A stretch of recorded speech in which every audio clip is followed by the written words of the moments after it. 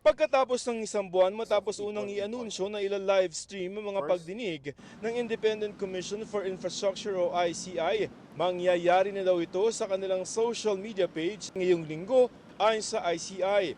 We've set up the system. We've done our testing already, and it's going to be available in YouTube.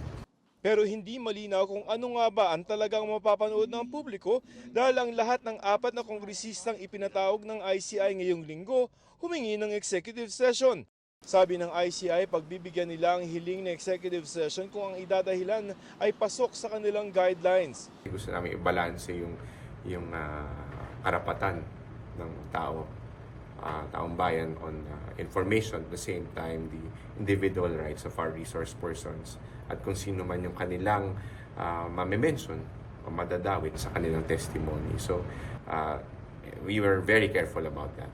Base sa panuntunan ng Korte Suprema, ilan sa mga maaaring hindi isa-publiko na mga impormasyon ay mga may kinalaman sa national defense o security kung mailalagay sa alanganin ng seguridad ng isang individual, mga privileged information o posible itong lumabag sa right to privacy.